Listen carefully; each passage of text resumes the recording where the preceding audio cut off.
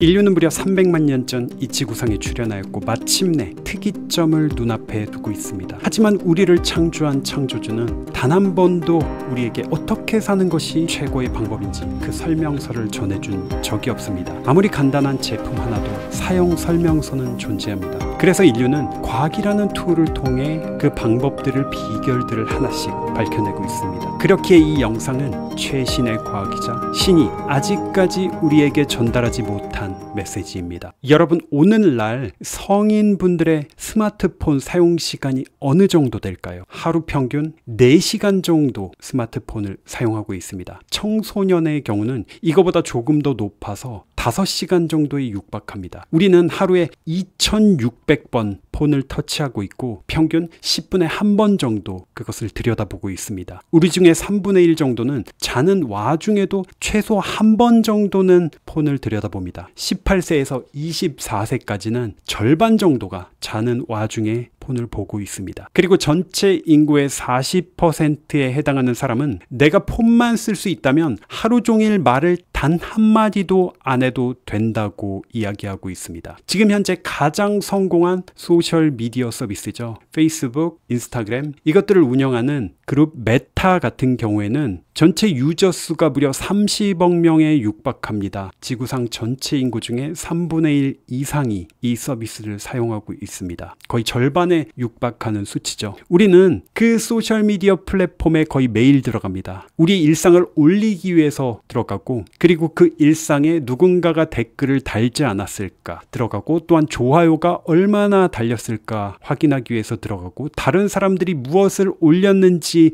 확인하기 위해서 들어갑니다. 이렇게 사용되는 시간만 하루 평균 30분이 넘습니다. 만약 지금 현재 20세인 사람이 80세가 될 때까지 이런 식으로 소셜미디어를 활용하게 된다면 이 소셜미디어에 들인 총 시간은 무려 5년입니다. 5년이라고. 여러분, 5년이 얼마나 긴 시간인지 잘 와닿지 않으실 수도 있습니다. 우리가 쉽게 이렇게 생각해 보죠. 간혹 우리는 TV를 통해서, 매체를 통해서 시한부 판정을 받으신 분들의 삶을 보게 됩니다. 이분들은 잘 아시다시피 단 하루라도 인생을, 삶을 연장시키기 위해서 할 수 있는 모든 것을 다 하고 계세요. 자, 그런데 5년이란 시간은 365일 곱하기 5입니다. 단순히 생각해봐도 1700일, 1800일 정도를 온전히 오로지 소셜미디어에만 쏟아붓고 있는 것입니다. 그 결과로 방금 말씀드린 소셜미디어 그룹 메타는 지구상의 어떤 기업들보다 엄청나게 빠른 속도로 성공을 할 수 있었고, 그것을 창업한 마크 저커버거는 지구상에서 가장 부유한 사람 중에 한 명이 되었습니다. 자, 이 기업에서 어떤 일들이 벌어지고 있을까요? 페이스북은 그 기업에 투자를 한 주식 투자자들을 위해서 반기마다 보고서를 내고 있습니다. 여기서 가장 핵심적인 정보가 뭐냐면 이 소셜미디어에 우리가 얼마나 체류했는지 그 시간입니다. 왜냐하면 그 체류 시간 1분 1초가 그야말로 돈과 같기 때문입니다. 아니, 돈과 같은 것이 아니라 그것 자체가 바로 돈이기 때문입니다. 전체 사용자들의 체류 시간 단 1초만, 평균 시간이 1초만 올라간다 하더라도 유저가 30억 명에 육박한다고 했잖아요. 엄청나게 많은 시간을 이 페이스북이 가져가고 있는 것입니다. 그리고 그 시간들은 하나같이 광고를 팔 수 있는, 수익을 발생시킬 수 있는 기회로 이어지게 됩니다. 이것이 소셜미디어를 서비스하는 회사니까 잘 와닿지 않으실 수도 있습니다. 예를 들어서 스마트폰을 제조하는 삼성전자 같은 제조업체라고 생각해 볼게요. 계속해서 스마트폰의 성능을 개선시키려고 노력할 것입니다. 그리고 또한 더 싸게 제공하려는 노력도 하고 있겠죠.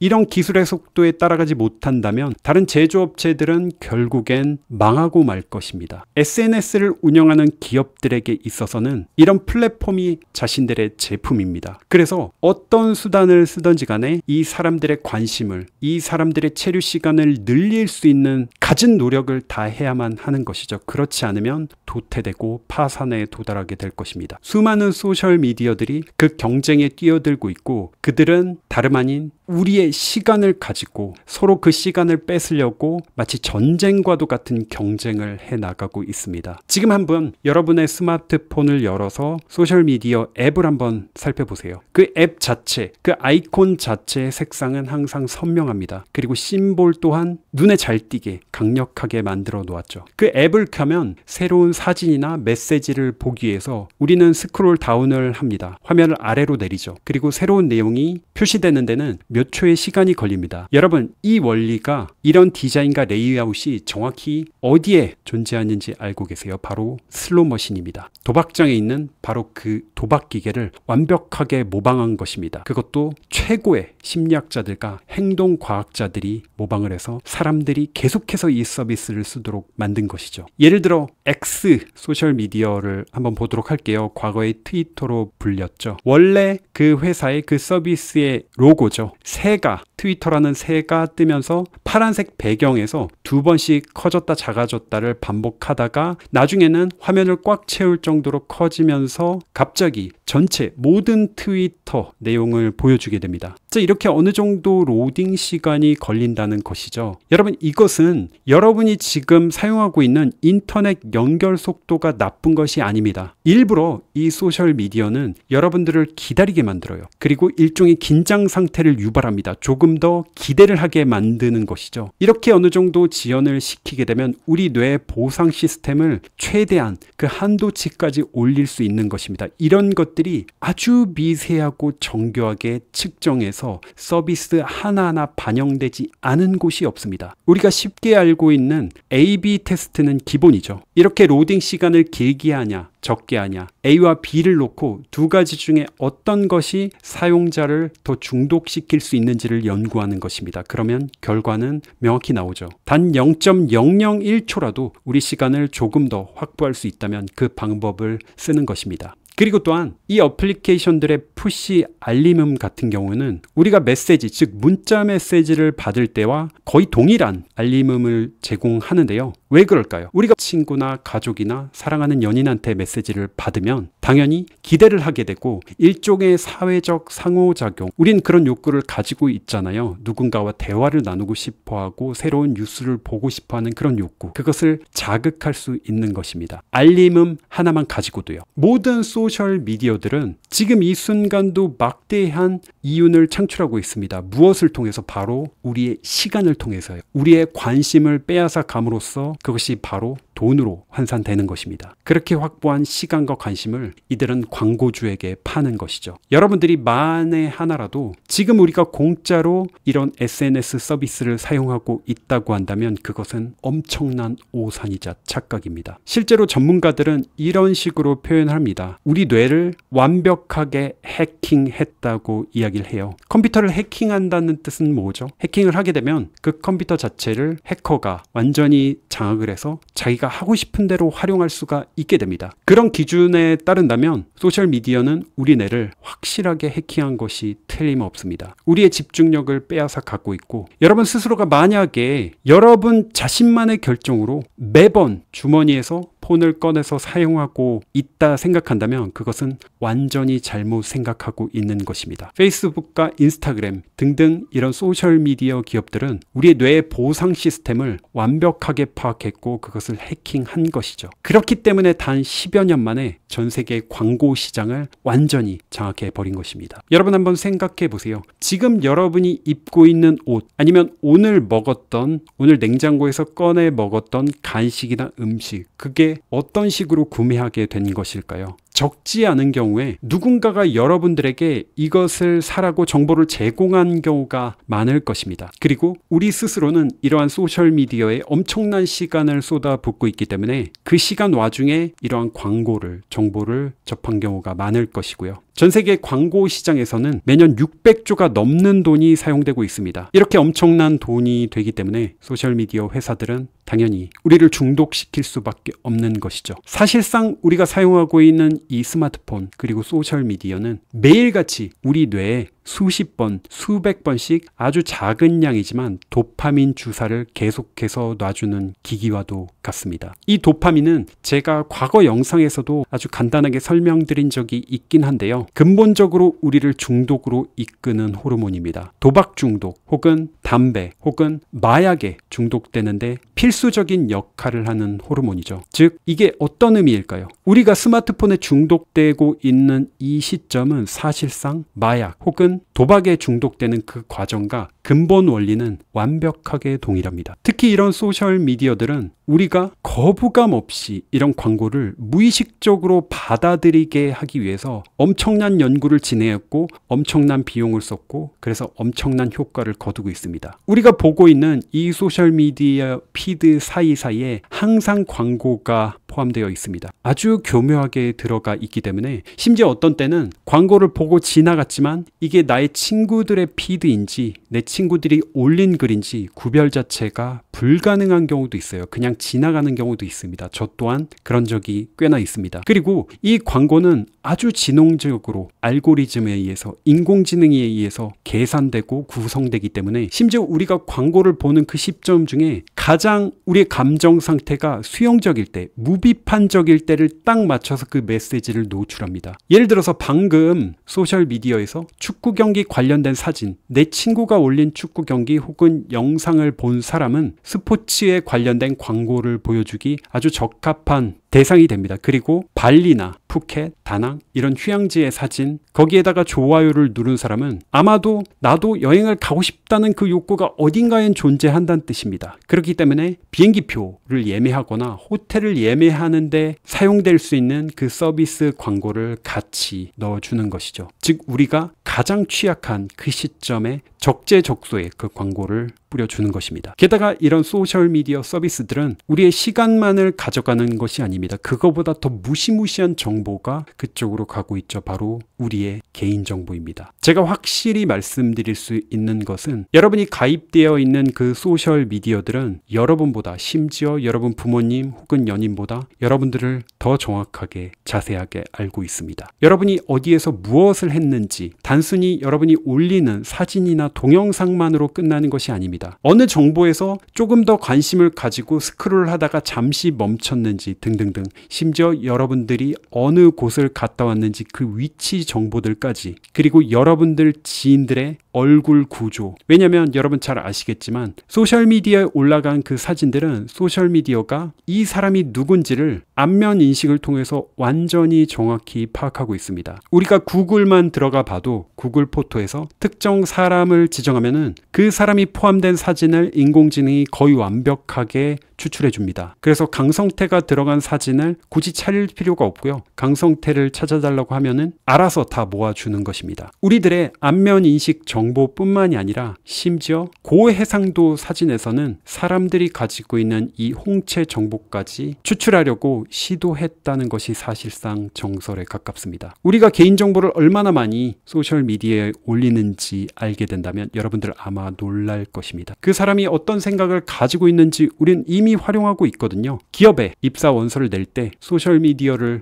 요구하는 곳들도 있습니다. 심지어 대학 입시에서도 이 소셜미디어를 활용해요. 이미 몇 년 전 이야기지만 하버드에서 학생 선발을 할 때 소셜미디어를 적극적으로 활용한 이야기를 제가 과거 영상에서도 말씀드린 적이 있었습니다. 사실 지원자 중에 최종 단계까지 합격을 한 친구들이 있었어요. 하버드에. 그런데 이 하버드에서 이 학생들의 소셜미디어를 뒤져보기 시작했고 몇몇 학생들이 올린 그 소셜미디어 글에 인종차별적인 글이 있다는 사실을 파악하게 됐고 이 학생들을 불합격 처리했습니다. 만약에 그 소셜미디어가 없었다고 한다면 이 학생들은 하버드를 제대로 다니고 있었겠죠. 가끔 우리는 이런 생각을 하기도 합니다. 도대체 사람이 스마트폰을 조작하고 있는 것인가 아니면 스마트폰이 과연 우리를 조작하고 있는 것인가. 점점 더 많은 사람들이 후자라고 생각하고 있습니다. 어디서 어떤 맛있는 식당을 찾아갈지 오늘은 어떤 영화나 드라마를 보면서 시간을 보낼지 아니면 어떤 길을 통해서 내 목적지까지 도달할지 그 모든 것들이 사실은 스마트폰의 지시대로 하고 있죠. 더 나아가서는 인공지능의 지시대로 하고 있는 것입니다. 정말 아이러니한 사실은 실리콘밸리에서 이런 서비스를 만든 사람들은 정작 이런 소셜미디어를 두려워하고 심지어 사용하지 않고 있습니다. 페이스북의 부사장이었던 분의 인터뷰를 빌리면 직접적으로 대놓고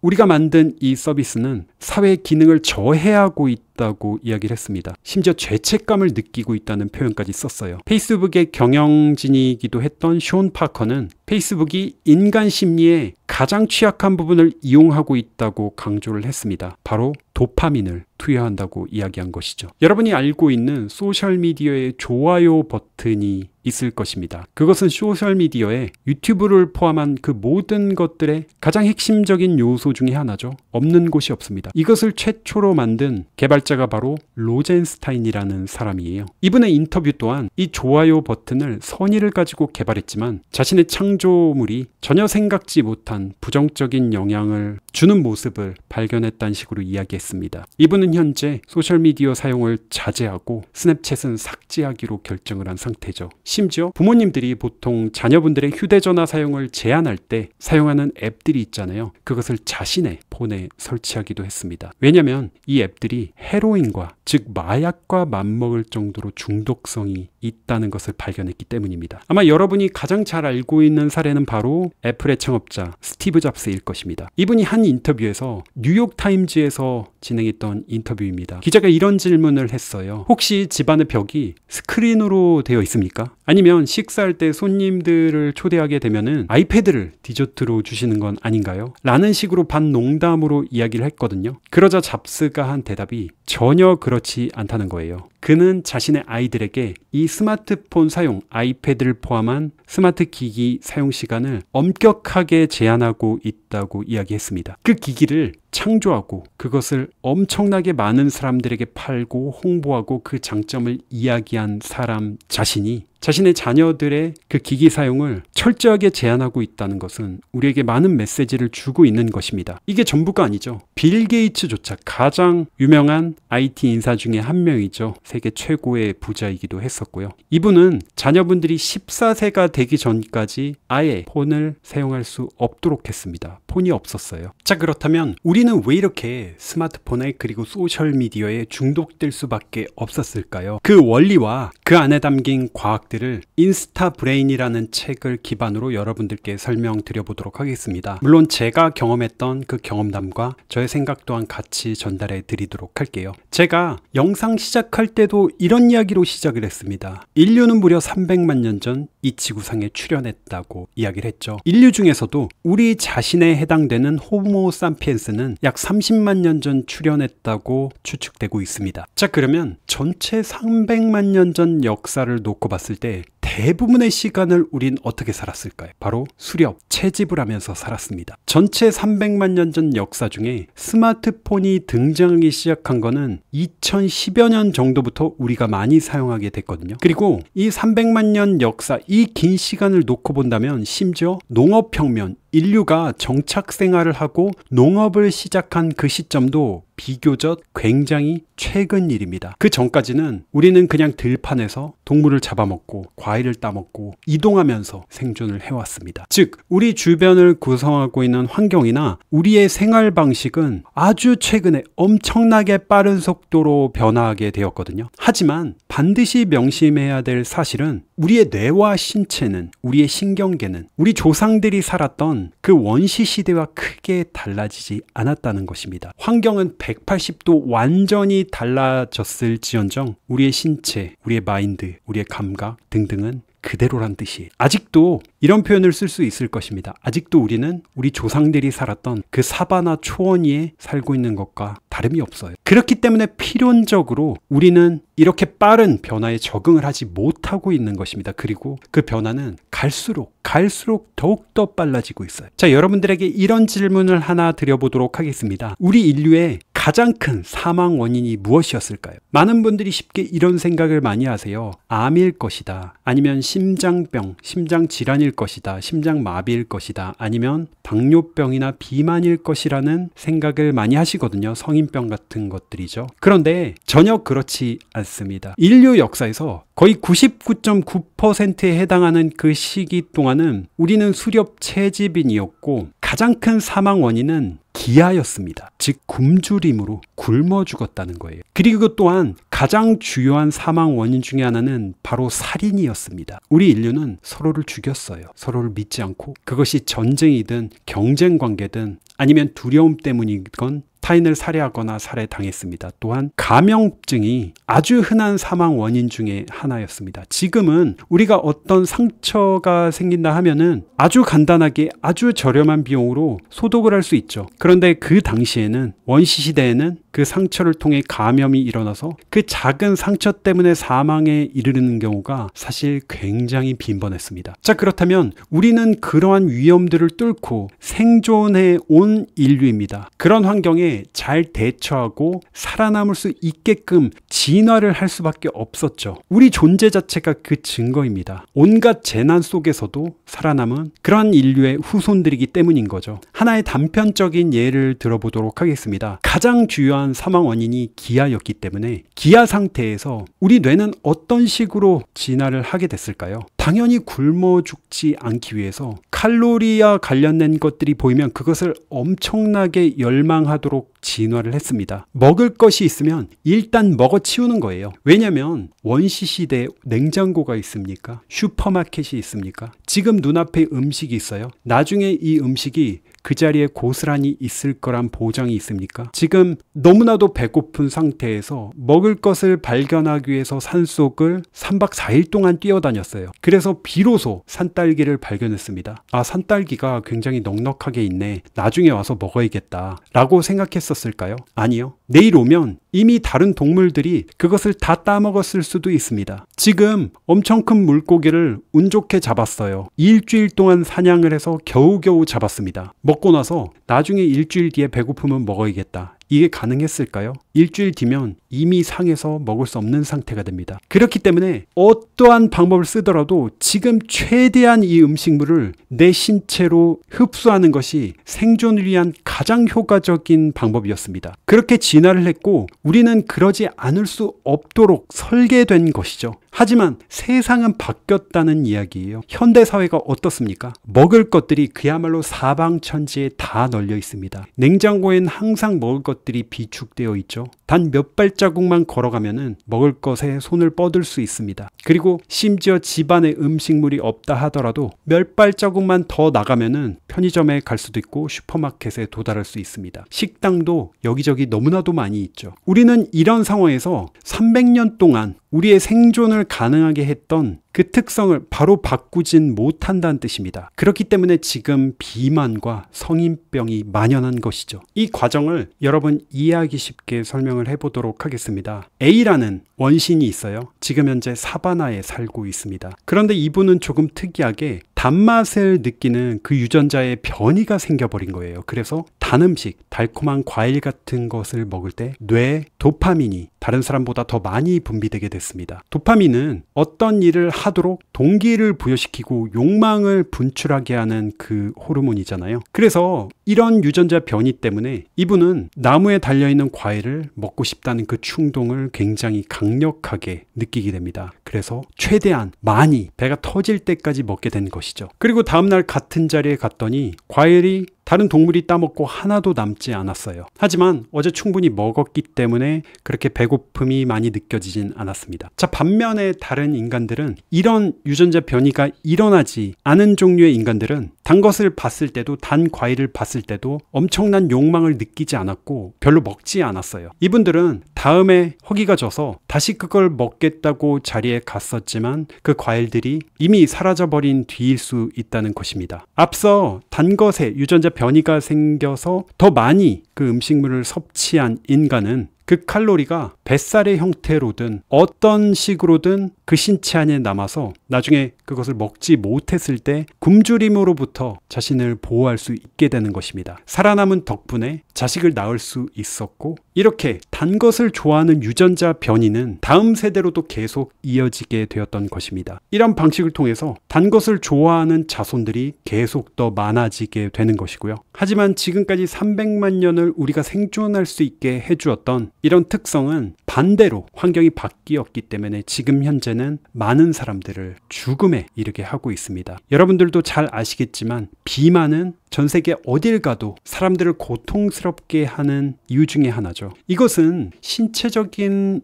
요인뿐만 아니라 정신적인 부분도 마찬가지입니다. 우리 조상들이 살았던 그 시대는 너무나도 많은 위험 요소들이 존재하고 있었습니다. 아까 말씀드린 대로 다른 인간한테 맞아서 죽을 수도 있고요. 동물에게 잡아먹혀서 죽을 수도 있고요. 절벽에 떨어져서 죽을 수도 있습니다. 아니면 물고기를 잡다가 강물에 휩쓸려서 죽게 되는 경우도 있겠죠. 이런 상황에서 생존 확률을 높여줄 수 있으려면 항상 우리는 대비되어 있어야 되고 항상 그런 위험에 불안감을 느껴야만 됩니다. 우리가 초원에 살고 있는 초식 동물들을 보면은 작은 소리만 들려도 바로 귀를 쫑긋 세우고 도망칠 준비를 하죠. 우리 인간도 우리 조상님들도 다 그랬다는 것입니다. 작은 소리에도 불안을 느끼고 도망칠 준비를 항상 하고 있었어요. 주변을 늘 살폈습니다. 그렇게 주변을 살피지 않고 그냥 느긋하게 앉아서 이번에 사냥에 성공했구나, 산딸기를 먹으면서 앞으로도 이런 삶이 계속 이어지겠지, 오늘은 운 좋게 닭 한 마리를 잡았구나, 내일은 양념통닭이 나를 기다리고 있을 거야 라는 식으로 생각했던 분들은,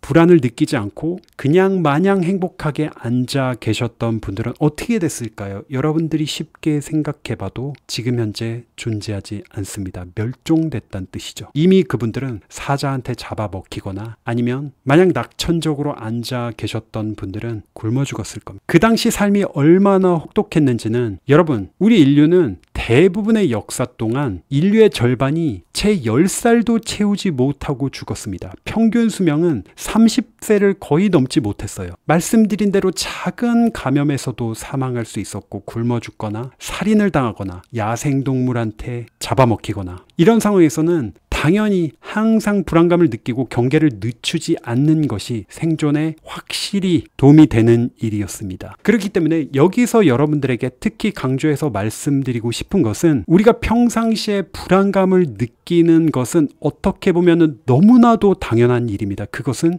우리가 지금까지 생존할 수 있게 도와준 가장 중요한 요소이기 때문입니다. 그리고 우리 스스로는 항상 행복을 추구하려고 해요. 그런데 항상 행복한 삶을 살겠다라고 마음을 먹지만 그게 뜻대로 됩니까? 그렇게 되지 않습니다. 왜냐하면 그 행복이라는 것은 아주 잠시 동안만 우리에게 존재했다가 바로 사라지기 때문입니다. 계속 행복감을 느껴서 그냥 편하게 엎드려 있거나 누워있게 만든다고 한다면, 그런 인류는 아까 말씀드렸다시피 이미 멸종했기 때문입니다. 우리가 맛있는 음식을 먹거나 사랑하는 사람과 어울리거나 직장에서 승진을 하거나 좋은 점수를 받거나 하면 그 잠시 동안은 행복감을 느끼지만 이내 불안 상태로 돌입하게 우리 스스로는 진화의 과정을 통해서 설계되었다는 것이죠. 이 부분에서 여러분들에게 감정의 역할을 말씀드리지 않을 수 없을 것 같습니다. 앞서서 음식물이 보이면은 허겁지겁 먹어치우고 절제를 하기가 쉽지 않다는 거 말씀을 드렸어요. 지금 현재 식탐이 있거나 아니면 다이어트하기 쉽지 않아서 고생을 하고 계신 분들이면은 아마 공감을 많이 하실 텐데요. 그것을 절제하고 멈추기란 거의 불가능에 가까운 게 사실입니다. 왜냐하면 우리가 보통 이성을 통해서 판단을 해서 우리의 움직임이나 사고방식을 결정한다고 우리 스스로는 믿고 있지만 그렇지 않습니다. 바로 우리의 감정이 개입하기 때문이에요. 감정 또한 우리 인류를 지금까지 생존할 수 있게 만들어준 것입니다. 감정이 개입하면 이성적인 사고를 하기 전에 즉각적으로 바로 대응을 할 수 있게 됩니다. 또한 이성적인 판단을 내리기에 정보가 부족하거나 시간이 오래 걸릴 때 우리 뇌가 생존을 위해서 바로 감정적인 대응을 하게 되는 것이죠. 주변에 늑대라는 공포를 느끼면은 어떻게 해야 됩니까? 바로 도망을 쳐야죠. 그 상황에서 여러 가지 생각을 해요. 이성적인 판단을 해요. 늑대가 내 인사를 받아줄까? 내가 say hello 하면은 그 친구는 I'm fine, thank you를 할까? 이런 식의 생각을 하면 이미 늑대한테 잡아먹힌다는 것이죠. 식량을 먹는 것도 마찬가지입니다. 먹을 것을 발견했다. 곰이 쫓아오기 전에 빨리 이것을 먹어 치워야 됩니다. 그렇기 때문에 음식을 보면은 여러 가지 판단을 하지 말고 그냥 감정이 먼저 개입해서 이것을 먹게끔 만들어버린 것이죠. 어찌 보면 우리가 감정적으로 대응을 한다, 아니면 충동적으로 대응한다는 사실조차도 우리가 생존하기 위해서 진화를 해온 그 결과일 것입니다. 정확히는 그렇게 감정을 발달시킨, 충동적으로 행동하는 걸 어느 정도 발달시킨 인류는 살아남은 것이고 나머지는 멸종해버린 것이죠. 특히 그 감정 중에서도 부정적인 감정이 우세할 수밖에 없습니다. 먹는 거나 잠자는 거나 아니면 짝짓기를 하는 거나 이런 것들은 나중으로 미룰 수도 있지만 부정적인 상황, 즉 위험에 대한 대처는 생존과 직결되기 때문에 그걸 미룰 수가 없습니다. 실제로도 우리가 불안해지거나 스트레스를 받게 되면 다른 생각을 할 수가 없게 되잖아요. 스트레스 반응 또한 여러분의 잘못이 아니라 우리가 그렇게 되도록 설계가 되어 있는 것입니다. 이것이 어느 정도냐면 언어에서 여러분 그런 생각해 보신 적 있나요? 언어에 긍정적인 표현이 많을지 부정적인 표현이 많을지, 부정적인 감정 표현이 월등히 많습니다. 이것은 제가 실제로 여러분 강의를 하면서 책을 쓰면서도 느꼈는데요. 제가 영어회화 책을 낸 게 있잖아요. 강성태 66일 영어회화 강의와 책 작업을 제가 했었죠. 왜 여러분들에게 제가 AI, 챗GPT가 나오기 전에 GPT를 활용해서 쓴 책이라고 소개해 드린 적도 있었는데요. 이 66일 영어회화 여기에 들어있는 부록 중에 하나가 바로 감정맵입니다. 감정맵, 마인드맵 형태로 인간이 표현할 수 있는 그런 감정들을 한 장에 모두 모아서 제작한 것이거든요. 여러분이 식탁 옆 같은 데 감정맵을 붙여놓으면은 밥 먹으면서 여러분 감정 표현을 그때그때 단 하나라도 식사 시간에 여러분 것으로 만들 수 있을 것입니다. 왜냐하면 우리 일상생활에 표현하는 정말 많은 표현들이 사실 우리 스스로의 감정을 표현하는 경우가 많기 때문이에요. 나 그거 먹어서 되게 기분이 좋았어. 누구 만나서 행복했어. 기뻤어. 아니면 뭐 때문에 되게 슬펐어. 좀 짜증났어. 당황스러웠어. 부끄러웠어. 등등등. 이 표현들, 감정 표현들만 그 한 장으로 여러분이 마스터할 수 있어도 영어로 입을 트이게 하는데, 표현을 하는데 엄청난 도움이 됩니다.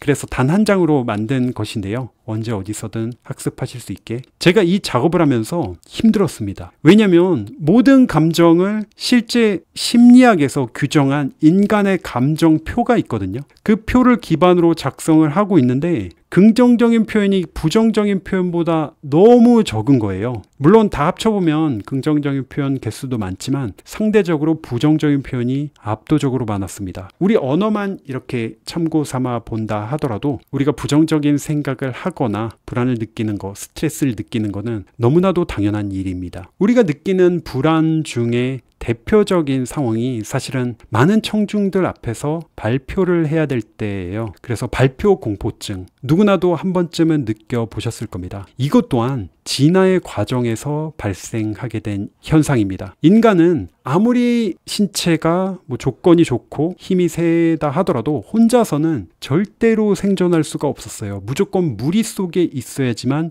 야생 동물로부터 각종 자연재해로부터 안전할 수가 있었고 보호를 받을 수 있었고 혹시 내가 다친다 하더라도 케어를 받을 수 있었죠. 사냥을 하더라도 단체로 전략을 짜서 사냥감을 몰아서 사냥에 성공하고 이게 거의 대부분의 전략이었거든요. 집단 생활을 하지 않고 혼자 살면은 번식 또한 불가능한 일이잖아요. 그렇기 때문에 우리는 다른 사람들의 시선과 반응을 엄청나게 신경을 쓸 수밖에 없습니다. 만약에 다른 사람들을 그냥 무시해버리고 신경 쓰지 않는다면 당연히 그 무리 생활에서 도태되었을 것이고 그런 분들은 혼자 지내다가 이미 호랑이 밥이 돼서 멸종당해서 지금 현재 이 지구상엔 존재하지 않는다는 거예요. 우리 선조는 이런 무리 생활을 잘 할 수 있도록 다른 사람을 잘 신경 쓰고 배려하는 그러한 존재였기 때문에 생존할 수 있었던 것입니다. 자, 그런데 이런 상황에서 수백 명의 사람들 앞에서 내가 발표를 해야 된다. 이것은 만약에 내가 여기서 잘못하게 되면 무리 생활에서 쫓겨날 수도 있는 상황이잖아요. 정신을 바짝 차려야 된다는 것입니다. 그렇기 때문에 막 심장이 두근거리기도 하고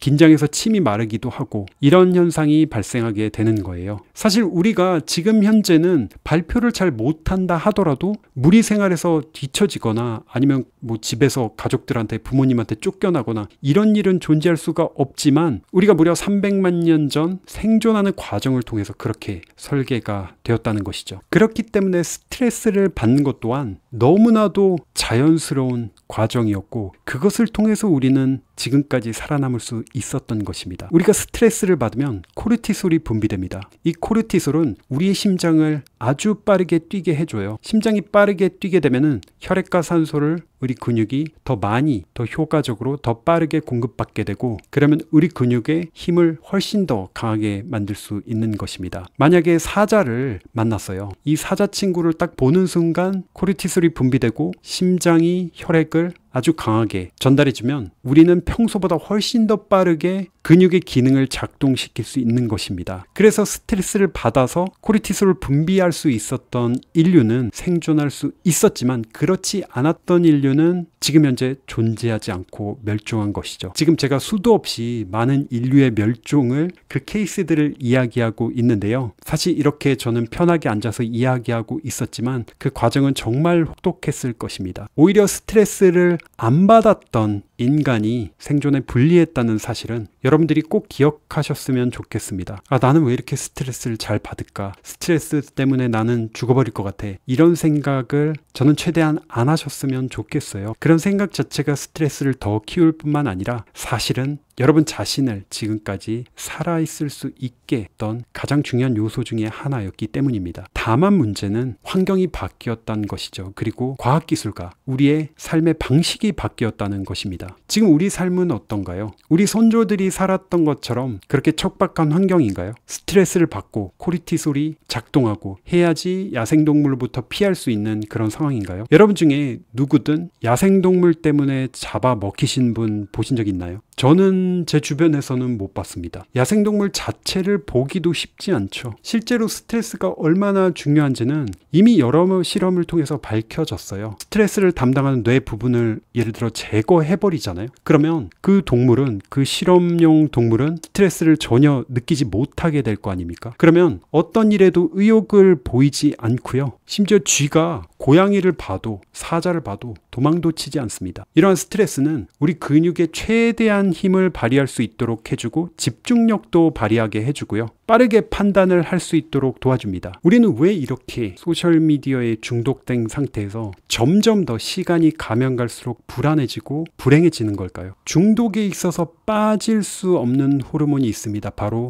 도파민이죠. 도파민은 한마디로 사람을 움직이게 하는 호르몬이라고 말할 수 있을 것입니다. 욕구나 충동이나 동기를 발현시키는 그런 호르몬입니다. 언제 생길까요? 여러분들은 언제 이런 동기나 욕구가 발현되나요? 맛있는 음식을 보면은 이걸 먹고 싶다는 생각이 솟구치죠. 그리고 예쁘거나 잘생긴 이성을 볼 때도 도파민이 분출됩니다. 내가 아주 사고 싶은 차가 있다. 그것을 볼 때도 도파민이 분비됩니다. 또한 이 도파민은 새로운 것을 볼 때 분비되게 되어 있어요. 자, 왜 이런 때 도파민이 분비되게 되었냐? 바로 생존하기 위해서입니다. 지금 예로 들어드린 그 모든 것들이 생존과 번식에 직결돼요. 음식을 먹어야 당연히 생존할 수 있을 거 아닙니까? 그리고 아름다운 이성이나 잘생긴 이성 혹은 근육질, 건강한 이성을 보면은 그런 욕구가 발현돼야지만 번식을 시도할 거 아니겠어요? 우리 인간은 진화 과정을 통해서 도파민을 통해 이런 것들을 더욱더 원하도록 설계가 된 것입니다. 그리고 그것은 우리를 지금까지 생존할 수 있게 만들어줬던 것이죠. 자, 여기서 새로운 것을 보면 도파민이 분비된다는 거, 우린 새로운 걸 늘 갈망한다는 말씀을 드렸는데요. 왜냐면 우린 항상 새로운 사냥거리를 찾아야만 됩니다. 새로운 열매를 찾아서 나서야지만 그런 인류가 생존할 가능성이 높았기 때문이에요. 새로운 것에 관심도 없고 그냥 가만히 앉아 있었다면 그 인류는 생존할 수가 없었겠죠. 새로운 먹거리뿐만 아니라 새로운 위험 요소가 뭔지도 늘 관심 가지면서 탐색해야만 됩니다. 무엇보다 그 당시 인류는 수렵 채집을 하면서 이동 생활을 했습니다. 인류 역사 300만 년 중 대부분의 시간을 그렇게 보낸 것이죠. 그런 상황에서 당연한 것이지만 식량은 고갈되기 마련입니다. 사냥거리도 금세 떠나가요. 물소가 이동을 하건 아니면 잡을 수 있는 걸 지금 다 잡아먹건. 그래서 새로운 곳에 다시 정착해야 됐습니다. 이렇게 새로운 곳에 정착을 했는데 새로운 환경을 궁금해하지 않고 사자가 언제 쳐들어올지, 늑대가 언제 올지 생각하지 않고 새로운 정보를 찾아 나서지 않았던 인류는 생존할 수 없었다는 것이죠. 이것은 제가 공부에 대한 인간의 원초적인 본능에 대해 이야기할 때도 살짝 말씀드린 적이 있습니다. 인류는 늘 주변 환경을 탐구하고 공부하려고 했습니다. 그런 인류만 살아남게 된 것이죠. 진화를 통해 배우는 것, 학습하는 것을 좋아하는 인류만 살아남을 수 있던 거예요. 새로운 것을 알려고 하고 흥미로워하고 새로운 것에 흥분하는 인류, 호르몬으로 표현하자면 거기서 도파민을 분출할 수 있는 인류만 살아남게 된 것입니다. 즉 여러분 스스로는 공부를 충분히 즐길 수 있는 준비가 되어 있고 그런 본능을 가지고 있는 존재입니다. 다만 우리의 교육 시스템이나 우리의 학교에서 가르치는 방식 혹은 한 번에 너무 많은 것들을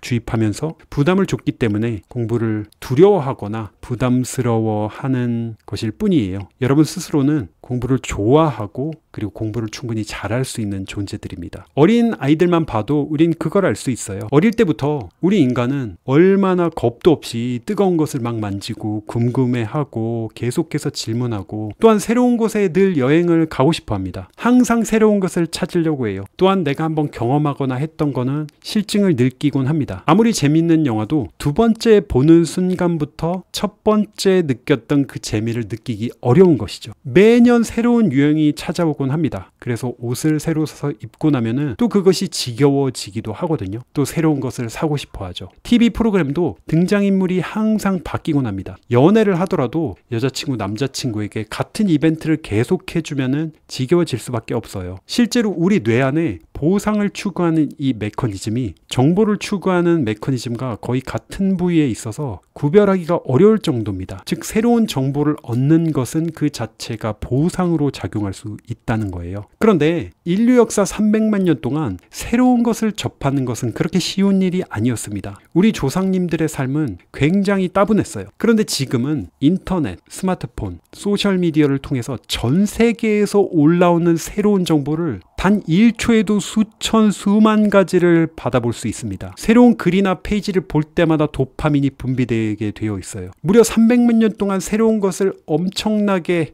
욕망하게끔 프로그램 되어 있는데 갑자기 그 새로운 것들이 쏟아져 나오기 시작했습니다. 우리는 정말 정신을 못 차릴 정도로 계속해서 새로운 것을 추구하고 있어요. 인터넷 페이지 5개 중에 1개는 우리가 방문하는 것 중에 5개 중에 1개니까 20% 정도는 머무르는 시간이 4초도 채 되지 않습니다. 10분 이상 보는 페이지는 4%밖에 되지 않아요. 그 결과로 지금 가장 인기를 끊고 있는 것이 소위 말하는 쇼츠, 숏폼, 15초도 되지 않는 영상들입니다. 계속해서 새로운 것을 추구하기 때문에 15초도 깁니다. 요즘에는 쇼츠 영상을 본다 하더라도 잠깐 보고 그걸 못 참고 다른 새로운 거를 보고 싶어가지고 그냥 넘겨버리죠. 여기에 익숙해져 버리니까 긴 시간에 해당하는 영상, 특히 제가 여러분들께 제공하는 이런 영상은 많은 분들이 보지 않습니다. 그렇기 때문에 지금 영상을 보시는 분들은 사실은 엄청나게 성공할 가능성이 높습니다. 이것은 제가 그냥 기분 좋으라고 드리는 말씀이 아니에요. 우리가 어떤 일이든지 간에 성공할 수 있으려면 한 가지에 몰입하고 집중을 해야 됩니다. 그런데 지금 우리가 사는 이 시대는 집중하는 것이 거의 불가능한 수준에 도달했어요. 그것이 스마트폰, 소셜미디어 때문일 수 있겠죠. 그런 상황에서 여러분들이 이 정도로 집중할 수 있다는 것은 여러분들이 성공에 정말이지 가까워질 수 있다는 의미가 되겠습니다. 어쨌든 여러분 생각을 해보세요. 300만 년간 이렇게 살았는데 스마트폰은 2011년 불과 몇 년 전부터 보급되기 시작해서 우리의 삶을 바꿔놓았습니다. 우리가 그 스마트폰에 맞춰서 살 수 있게끔 진화할 수 있는 충분한 시간이었을까요? 여러분 진화는 그렇게 순식간에 일어나지가 않습니다. 우리의 진화는 유전자 변이를 통해서 일어나는 것이거든요. 원래는 북극곰이 존재하지 않았어요. 갈색 털만 가진 곰이 존재하고 있었습니다. 그런데 이 곰들이 점점 더 서식지를 확장하면서 일부는 굉장히 추운 지역까지 가게 된 것이죠. 그런데 한 마리의 갈색 털을 가진 곰이 유전자 변이를 일으켜서 자손을 낳았는데 색깔이 갈색이라기보다 흰색에 가까웠습니다. 그런데 그 곰이 사는 그 지역이 대부분이 눈으로 덮여져 있었고 추운 지역이었어요. 흰색 털을 가진 그 곰은 눈에 잘 띄지 않았기 때문에 사냥을 할 때도 훨씬 더 유리했을 것이고 자신을 공격하는 존재로부터도 자신을 숨기기 훨씬 더 좋았을 것입니다. 그래서 더 오래 생존할 수 있었고 더 많이 번식할 수 있었을 거예요. 그래서 자손을 낳았고 그 자손 또한 갈색보다는 더 하얀색에 가까운 터를 갖고 있었겠죠. 그것이 계속 반복되면서 자손의 자손을 낳으면서 결과적으로는 지금의 북극곰, 완전히 하얀색 털을 가지고 있는 곰이 탄생하게 된 것입니다. 이 과정이 수백 년, 심지어 수천 년으로도 충분하지 않을 수 있습니다. 그렇기 때문에 우리가 지금 변화되는 과학기술로 인해서 특히 스마트폰을 통해서 삶의 방식이 바뀐 것이 우리 신체에게 얼마나 스트레스가 가해지는지는 여러분이 반드시 명심하셔야 됩니다. 게다가 소셜미디어는 우리가 가지고 있는 그 취약점을 완벽하게 활용하고 있습니다. 실제 그것이 돌아가는 작동하는 원리는 도박과 비슷한 정도가 아니라 아예 같습니다. 여러분이 도파민에 대해서 이해를 하실 때 기억하셔야 될 것이 인간은 랜덤으로 무언가를 얻게 되면 더욱더 중독된다는 사실입니다. 그것은 이미 1930년대에 밝혀졌는데요. 쥐를 대상으로 지렛대를 누르면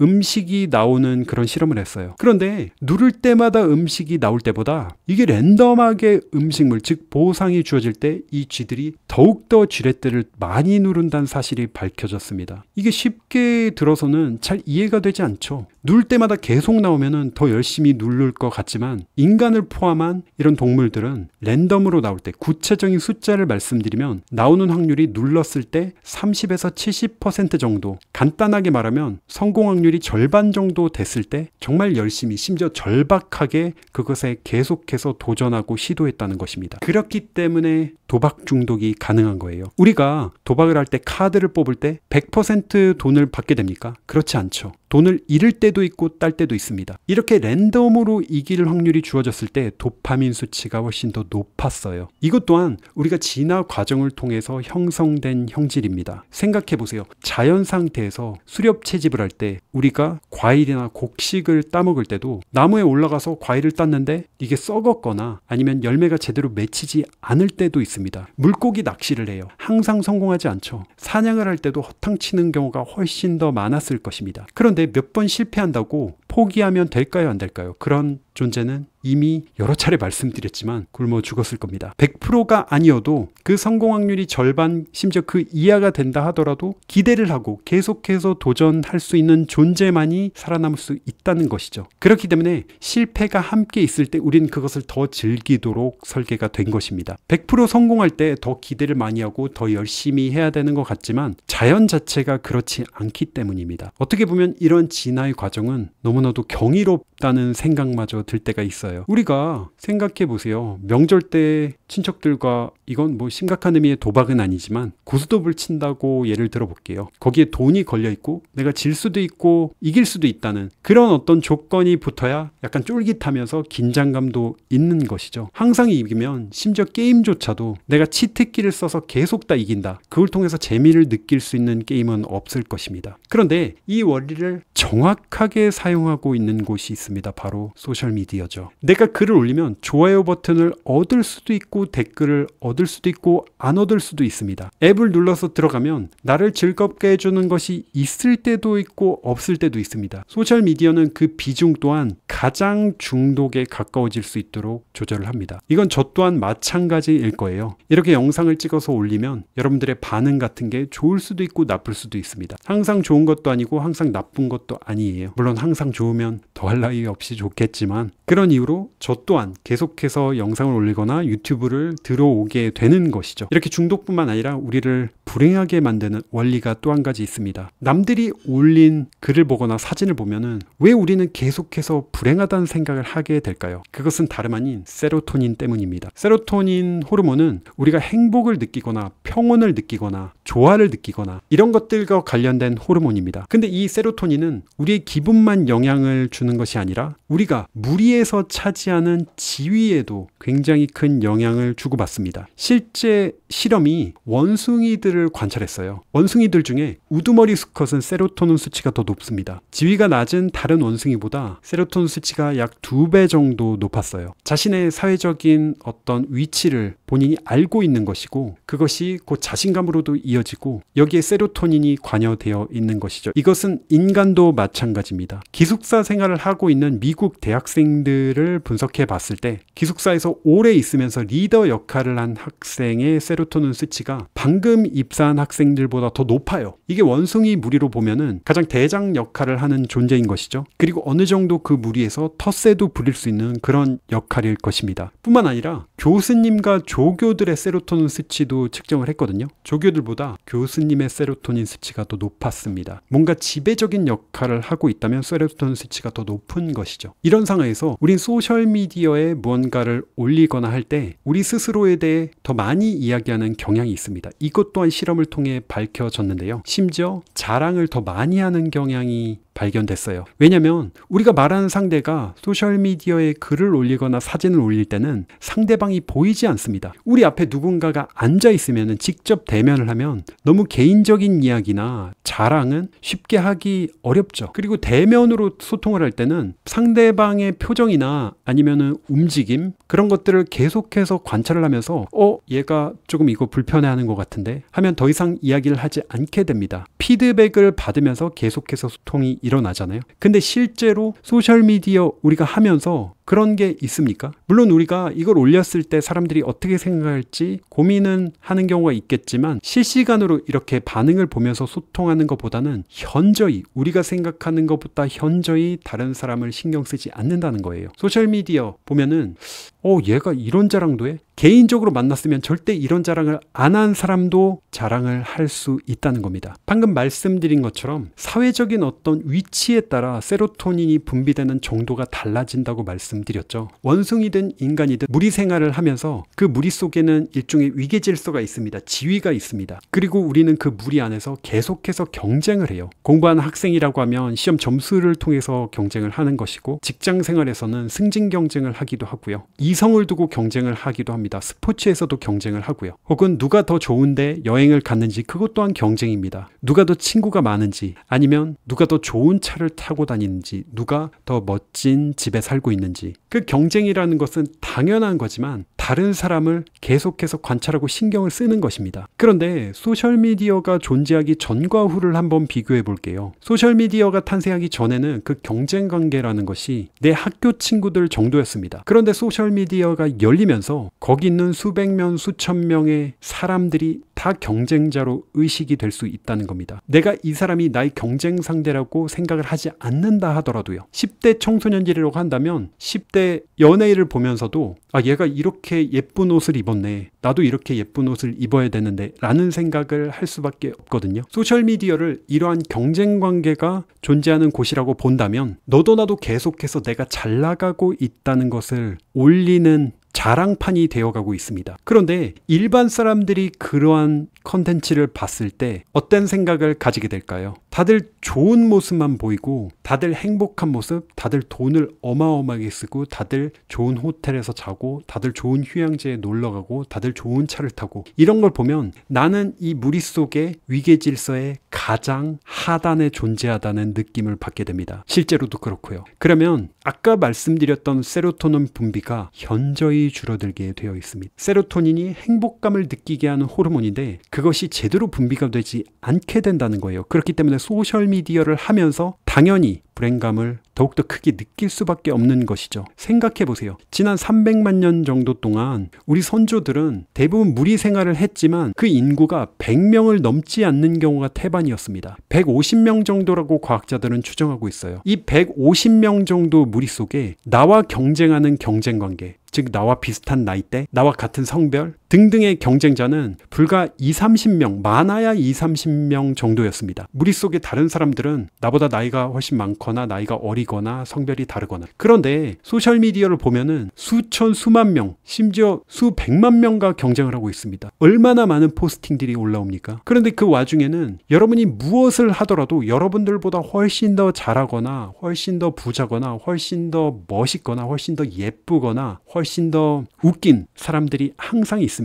실제로 페이스북이나 X, 과거 트위터죠. 이걸 사용하는 사용자 중 3명 중에 2명은 자신이 부족하냐고 묻는 그 질문에 나는 부족한 사람이라고 이렇게 답하고 있어요. 왜냐면 나보다 다 잘난 사람들이 여기 수두룩 빽빽이니까요. 이건 뭐 켜기만 하면은 다들 발리에서 지금 휴양하고 있어요. 켜기만 하면은 다 외제차 지금 사러 나갔습니다. 켜기만 하면 남자친구가 뭐 다이아를 선물해주고 금반지를 선물해주고 차를 선물해주고 이러고 있어요. 실제로 10대 청소년을 포함해서 젊은 성인 1,500명을 대상으로 조사를 했거든요. 1,500명 중에 70% 이상이 인스타그램 때문에 자기 몸을 훨씬 더 부정적으로 생각하기 시작했다고 답했습니다. 20대를 대상으로 진행된 다른 연구에서는 절반 가까이가 소셜미디어 때문에 자기 자신이 매력적이지 않다고 느끼고 있다고 답을 했고요. 또 다른 설문조사에선 12세에서 16세 사이에 전체 응답자 중에 절반가량이 SNS를 사용하면서 자기 몸에 불만을 느끼기 시작했다고 답을 했습니다. 특히 남학생, 그러니까 남자아이들보다 여자아이들의 자신감이 좀 더 상처를 많이 받는 경향을 띄었어요. 소셜미디어를 사용하는 사용자들이 느끼는 부정적인 감정을 또한 조사를 했을 때 가장 많이 느끼게 되는 감정은 바로 질투였습니다. 그리고 어떤 부분에서 가장 질투를 많이 느꼈을까요? 새로운 자동차나 멋진 집이나 이성이나 사실 가장 질투를 많이 느끼게 한 것은 다른 사람의 경험이었습니다. 경험, 즉 누군가가 색다른 경험을 했다, 멋진 경험을 했다, 아주 이국적인 곳에서 휴양지에서 천국 같은 바닷가에서 휴가를 보내고 있는 이런 사진들은 다른 어떤 것보다도 질투심을 더 유발했던 것이죠. 그리고 사실 우리 스스로를 생각해봐도 우리가 이런 멋진 경험을 하면 우리 스스로도 그것을 공유하고 싶은 욕구가 듭니다. 자, 우린 이걸 이젠 받아들여야 될 것 같아요. 소셜미디어를 통해서 올라오는 그 사진들은 거짓에 가깝다는 것을요. 실제 그 사람을 만나보면은 그 사람은 그런 식으로 이야기하거나 그런 식의 자랑 섞인 사진을 올리지 않습니다. 또한 그 구조가 경쟁을 더욱더 부추기는 구조이기 때문에 거기에 내가 더 잘 나가고 사회적인 지위가 더 높다는 것을 계속해서 올리게끔 하는 것이죠. 그렇기 때문에 여러분들은 거기에 주눅이 들 필요가 없습니다. 그리고 그런 것들을 보게 된다면은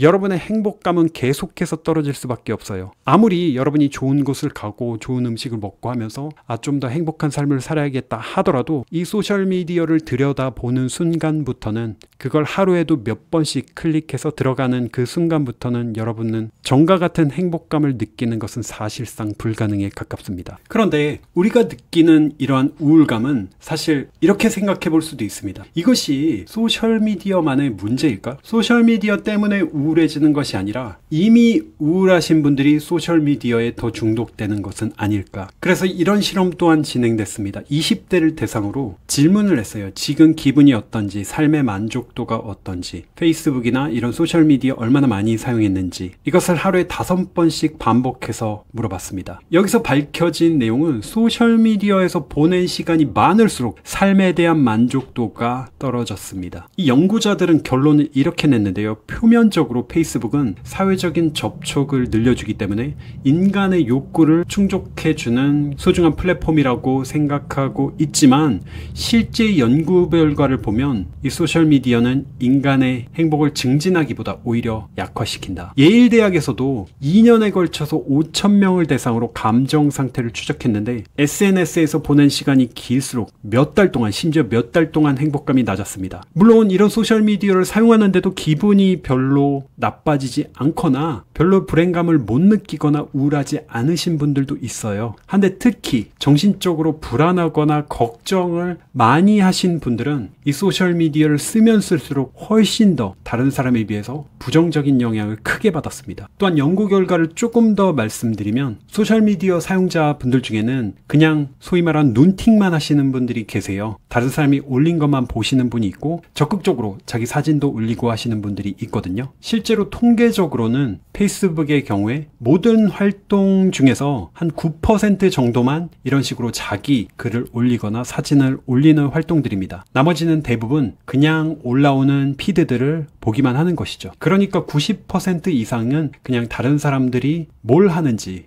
보려고 이 서비스를 사용하고 있는 것입니다. 이랬을 때 적극적으로 뭔가를 올리는 사람들이 소셜미디어를 사용했을 때 그 부정적인 영향이 적었어요. 단순히 보기만 하는 사람들, 특히 여기에서 더 나아가서 자신감이 낮거나 정신적으로 좀 불안정을 느끼는 분들은 소셜미디어를 사용하면 할수록 그 우울감이 급격하게 늘어났습니다. 이런 분들의 공통점 중에 하나가 자기 자신을 다른 사람들과 자주 비교한다는 것이거든요. 그리고 여기서 특히 제가 강조해 드리고 싶은 건데, 우리가 이렇게 주변과 비교를 하고 불안감도 특히 많이 느끼고 하는 시기가 언제일까요? 바로 10대 때 그렇습니다. 요즘 10대는 그야말로 소셜미디어에 완전히 중독되어 있는 분들도 많아요. 12세에서 16세 사이 청소년 4,000명 대상으로 진행된 설문조사에서 7명 중에 1명이 하루에 최소 6시간 소셜미디어를 사용한다고 답했습니다. 깨어있는 시간의 3분의 1 이상을 이 소셜미디어를 하고 있는 것이죠. 많이 사용하면 할수록 이 행복감이 엄청나게 저하되는 것이 발견됐습니다. 특히 이런 패턴이 여학생들에게서 두드러지게 나타냈는데요. 여학생들이 남학생들보다 좀 더 SNS를 사용하는 경향 또한 발견됐습니다. 들어가면 항상 우리 청소년들은 소셜미디어에서 완벽한 신체, 완벽한 삶, 이런 것들을 계속 봅니다. 그러면 자기 자신을 비교하지 않을 수가 없다는 거예요. 이를 통해 자신감을 잃고 자기 자신을 깎아내리고 자기 자신을 심지어 자학하게 되는 이런 연구 결과는 지금까지 수도 없이 입증되었습니다. 또한 미국인 약 2,000명을 연구한 결과에서는 SNS를 빈번하게 사용하는 사람들이 훨씬 더 외로움을 많이 탔습니다. 반대로 이런 소셜미디어가 아니라 실제로 다른 사람을 만날 때 외로움을 덜 느끼고 잘 지냈고요. 페이스북에서 보내는 시간이 많을수록 삶의 질이 나빠졌습니다. 소셜미디어의 또 한 가지 치명적인 문제점 중에 하나가 최근에 굉장히 심각하게 대두되고 있는 것이죠. 바로 가짜뉴스입니다. 그리고 우리에게, 특히 청소년들에게 도움이 되지 않는 그런 컨텐츠들이 만연해 있습니다. 이게 이렇게 쉽게 퍼지는 것 또한 우리 인류가 진화 과정을 통해서 그렇게 설계되었기 때문인데요. 우리 선조들이 사망하게 됐던 가장 큰 이유는 첫 번째 굶주림이었고, 또 한 가지가 바로 살인이었습니다. 지금까지 우리 선조들의 유해를 발굴했을 때, 인류의 조상들을 발굴했을 때 두개골 좌측에 상당히 큰 상처가 발견되는 경우가 많았어요. 추측컨대 오른손잡이인 다른 사람에게 머리를 가격당해서 사망한 그런 예로 추정이 됩니다. 당시 선조들은 약 10%에서 15%는 다른 사람에게 맞아서 죽은 것으로 추측되거든요. 농경이 시작되면서부터는 사유재산도 생기고 하면서 그 상황은 더 나빠졌습니다. 무려 5명 중에 1명이 맞아 죽었어요. 전체 사망하는 인구 중에 20% 정도가 살인당했다고 추측하고 있습니다. 농경이 시작되면서 잉여 생산물이 쌓이게 되고 서로 그것을 더 차지하기 위해서 누군가 뭔가를 가지고 있으면 그걸 빼앗고 싶어 하는 생각이 들 수 있잖아요. 그러면서 그것이 부족 내의 살인사건이건 아니면 부족 간의 전쟁이건 더욱더 심각해진 것으로 우리는 생각하고 있습니다. 무리 생활을 하는 인류의 특성상 이렇게 전쟁과 전투가 활발한 경우에는 결국 우리 편이냐 아니면 적이냐, 이것은 너무나도 중요한 요소였거든요. 한마디로 우리 인류는 서로 편을 갈라서 싸우는데 굉장히 익숙해져 있었고 수십만 년, 수백만 년 동안 그렇게 살아왔습니다. 그런데 이것이 온라인으로도 그대로 확장이 된 것입니다. 지금 여러분이 사용하고 계신 소셜미디어에 가시면, 특히 페이스북 같은 곳에 가시면 내 편, 네 편을 나눠서 싸우는 것을 너무나도 쉽게 볼 수 있습니다. 인터넷 게시판 한번 들어가 보세요. 그리고 상대를 망가뜨리기 위해 가짜뉴스, 소위 말하는 가짜뉴스를 생산하기도 합니다. 그런데 기존의 신문사, 예를 들어 언론 매체 같은 경우는 어느 정도 스크리닝이 있을 수 있지만 소셜미디어에서는 그런 스크리닝이 사실상 존재하지 않습니다. 페이스북을 통해서 가짜뉴스가 신속하게 퍼져나갈 수 있지만, X를 통해서 아주 빠르게 퍼져나갈 수 있지만 소셜미디어는 그걸 책임질 의무가 사실상 없죠. 또한 그 알고리즘은 가장 첫 번째 기준, 다른 사람들, 방문자가 관심 있을 법한 것을 가장 최상단에 띄워줍니다. 즉 유저들을 중독시키고 붙잡아둘 수 있고 시간을 많이 쓸 수 있게 하는 그런 내용들을 더 우선해서 골라준다는 것이죠. 이것이 사실인지 아닌지는 인공지능의 판단 기준은 사실은 아닙니다. 또한 말씀드린 대로 인류의 무려 10%에서 20% 정도가 다른 인간에게 맞아 죽었기 때문에, 살인을 당했기 때문에 우리는 특히 갈등이나 위협을 다루는 내용에 관심을 크게 보입니다.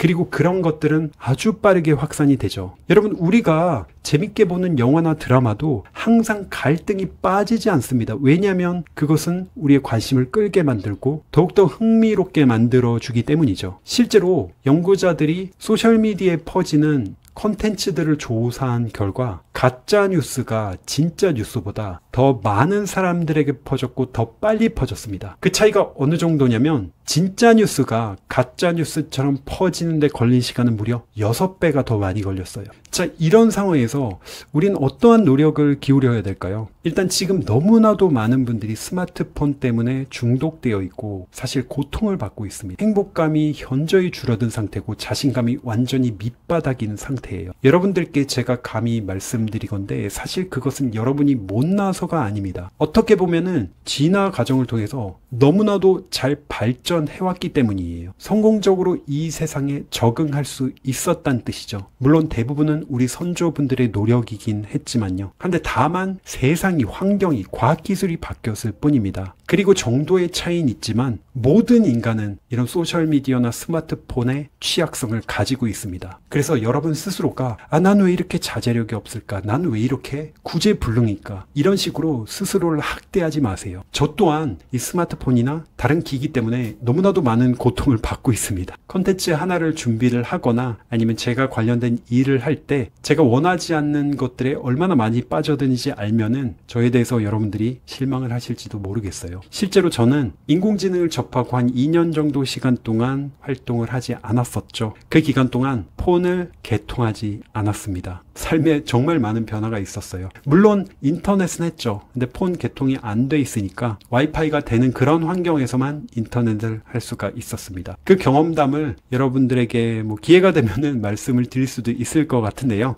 오죽하면 제가 그렇게 2년 시간 동안 개통을 안 할 정도였겠습니까? 심지어 저는 여러분 아시다시피 공심폰을 출시하기도 했었죠. 인터넷 접속을 원천적으로 막아놓은 그런 폰을 최초로 출시하기도 했었습니다. 통신사와 같이 하긴 했었지만 어쨌든 저희의 의지가 많이 반영이 됐었던 거죠. 그리고 또한 가장 중요한 거는 여러분 스스로가 좌절하지 않는 것, 스스로를 폄하하지 않는 게 가장 중요하고요. 그 다음은 여러분 명심하세요. 여러분은 이길 수가 없습니다. 내가 스마트폰을 완벽하게 컨트롤하면서 사용할 수 있다라고 생각하는 거는 어떻게 보면 과신일 수 있을 거예요. 여러분들도 모르는 사이에 지금 중독이 되어 있을 수 있습니다. 나는 지금 1시간 정도밖에 사용한다고 생각하지 않지만 실제로는 3시간, 5시간일 수도 있어요. 왜냐하면 그것은 다시 한번 말씀드리지만 여러분의 능력이 부족한 게 아니라 우리 진화 과정에서 그것은 우리의 취약한 부분이었고 그리고 소셜미디어, 지구상에서 가장 큰 돈을 가지고 있는 기업들 중에 몇몇 곳들이 그 엄청난 자본을 투입해서 그 취약점들을 집중적으로 공략하기 때문입니다. 그렇기 때문에 내가 자연히 어떠한 노력도 필요하지 않고 내 스스로 자연스럽게 스마트폰, 소셜미디어를 잘 사용할 수 있다라고 생각하신다고 한다면 그 사이에 여러분들은 이미 중독이 되어 있을 수도 있습니다. 그래서 7가지 정도 여러분이 지금 시도해 보실 수 있는 것을 알려드리도록 할게요. 첫 번째는 휴대전화 사용 시간을 체크하시는 겁니다. 여러분이 휴대전화를 과연 얼마나 쓰는지 이걸 측정할 수 있어야 그것을 관리할 수 있거든요. 사실 대부분의 분들이 얼마나 많은 시간을 사용하고 있는지 감조차 없습니다. 항상 제가 말씀드리지만 공부도 마찬가지지만 측정할 수 있어야 관리될 수 있습니다. 여러분이 하루에 집중해서 공부하는 시간이 몇 시간인지 스톱워치를 재서 공부 시간을 매일같이 측정하고 있잖아요. 지금 공신닷컴의 수강생들 모든 분들이 매일매일 공부 시간 측정하고 공부 복습, 공부 일기를 올리고 있거든요. 마치 그런 것처럼 여러분의 휴대전화 사용 시간을 체크할 필요가 있습니다. 두 번째는 가능하다면 시계를 준비하시는 게 좋을 것 같아요. 손목시계. 요즘 손목시계를 쓰시는 분들이 잘 없잖아요. 그러다 보니까 스마트폰으로 시간을 확인하게 됩니다. 그러다 보면 자연스럽게 스마트폰을 한 번이라도 더 사용하게 되고 그걸 켜는 순간 나도 모르게 소셜미디어에 들어가게 됩니다. 손목시계나 아니면 탁상용 시계 같은 거를 활용한다면은 스마트폰 사용을 조금이라도 자연스럽게 줄일 수 있을 거예요. 세 번째는 항상 못 하실 수도 있는데요. 필요한 시기에는 최소한 그 시기만이라도 스마트폰을 흑백으로 바꿀 수 있을 것입니다. 이렇게 다채로운 색깔이 없는 디스플레이에서는 도파민의 분비 자체가 제대로 되지 않습니다. 도파민 분비가 줄어들기 때문에 이것을 마구 하고 싶다는 느낌도 잘 들지 않아요. 실제로 저도 이런 식으로 해본 적이 있었고 효과는 있었습니다. 물론 온라인 쇼핑을 하거나 먹고 살아야 되니까요. 이럴 때는 제품을 제대로 봐야 되니까 결국에는 컬러로 다시 돌려놓기도 했지만 저 또한 필요한 때는 흑백으로 바꾸곤 합니다. 그리고 무언가 일을 하거나 공부를 할 때는 절대 옆에 휴대폰을 놓지 마세요. 제가 다음 영상에서는 특히 학생들에게 특화된 내용을 말씀드릴 수 있을 것 같은데요. 스마트폰을 사용하지 않고 그냥 옆에 있기만 해도 성적이 떨어지고 집중력이 저하되는 효과를 발휘하게 됩니다. 사용을 전혀 안 한다고 하더라도요. 아예 다른 곳에 치워두는 것이 좋습니다. 그리고 또 한 가지는 여러분 문자, 메일, 메시지 같은 거 확인하는 시간을 따로 정하면 좋겠어요. 매번 알림 올 때마다 하는 것이 아니라 그 정해진 시간만 확인을 딱 하는 것이죠. 또 한 가지는 이거는 사회생활에 어떻게 보면 기본일 수도 있겠습니다. 여러분 친구들을 만나거나 아니면 중요한 분을 만나거나 연인과 있을 때 폰은 무음으로 바꾸셔도 될 것 같아요. 사실 지금 이 영상을 보시는 와중에도 여러분 도대체 몇 번이나 소셜미디어에 들락날락 거렸나요? 사실 지금까지 이 순간까지 영상을 보신 것만으로도 만약 그러신 분이 있다고 한다면 정말 대단한 겁니다. 존경할 수 있을 정도예요. 앞서 말씀드린 것처럼 그것은 대단한 집중력을 가지고 있다는 반증이기도 하거든요. 또 마지막으로 정말 강조해드리고 싶은 건데 잠자리 들기 전에 최소 1시간 전에는 휴대전화 혹은 태블릿 같은 거 사용을 중단하시길 제가 부탁드리겠습니다. 자, 오늘은 스마트폰 사용에 대한 내용,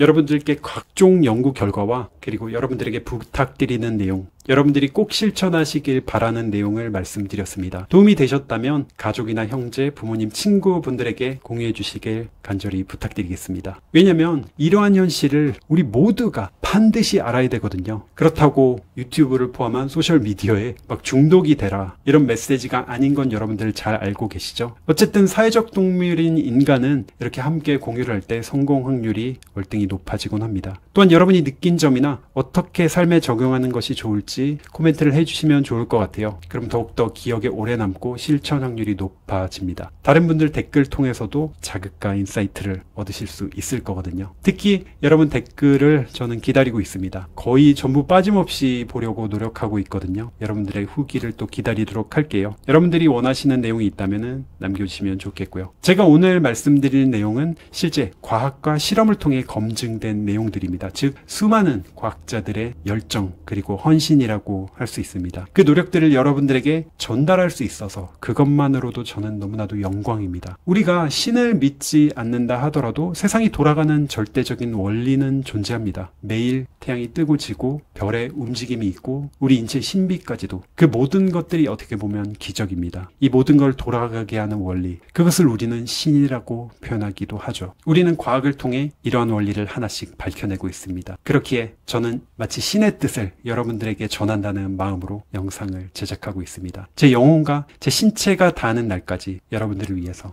최선을 다하겠습니다. 여러분 사랑합니다.